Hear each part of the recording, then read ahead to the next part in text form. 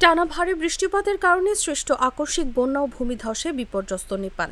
এই প্রাকৃতিক দুর্যোগে দেশটির বিভিন্ন অঞ্চলে এখন পর্যন্ত ৪৭ জনের মৃত্যু হয়েছে। এছাড়া নিখোঁজ রয়েছেন আরও ১১ জন। প্রবল বৃষ্টির কারণে নেপালের ৮টি প্রধান নদীর পানি বিপদসীমা অতিক্রম করায় এই দুর্যোগের সৃষ্টি হয়েছে। এদিকে ভারতের পশ্চিমবঙ্গের সীমান্তবর্তী পার্বত্য জেলা দার্জিলিংয়ে বন্যার কারণে হওয়া ভূমিধসে অন্তত ৭ জনের মৃত্যু হয়েছে। দার্জিলিং জেলা পুলিশ কর্মকর্তা অভিষেক রায় জানিয়েছেন, ধ্বংসস্তূপ থেকে ৭ জনের মরদেহ উদ্ধার করা হয়েছে। আরও ২ জনের সন্ধানে উদ্ধার অভিযান চলছে।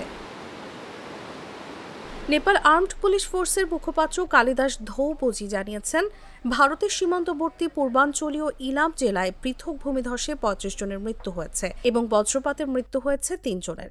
বন্যায় পূর্বাঞ্চলীয় উদয়পুর জেলায় ১ জনের মৃত্যু হয়েছে। এছাড়া বন্যার পানিতে ভেসে যাওয়ায় নিখোঁজ রয়েছে আরও ১১ জন। তাদের উদ্ধারে অভিযান চলছে।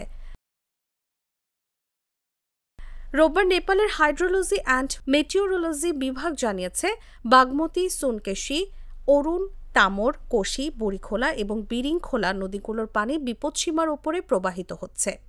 দক্ষিণ পূর্ব নেপালের কোশি নদীর পানি বিপদসীমার ওপরে প্রবাহিত হচ্ছে। পানির চাপ নিয়ন্ত্রণে রাখতে কোশি ব্যারেজের ৫৬টি গেট খুলে দেওয়া হয়েছে। প্রবল বন্যায় দেশটির বিভিন্ন অঞ্চলে সড়ক ও সেতু ভেসে গেছে।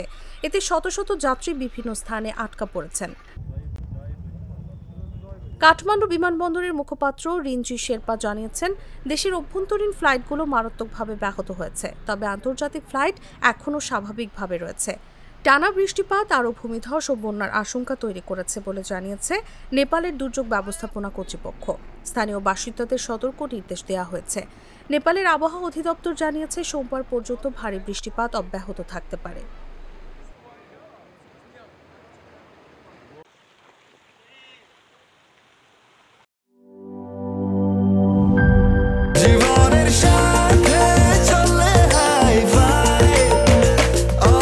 স্বাস্থ্যকর অল টাইম, সব সময় অল টাইম হেলদি লাইফ।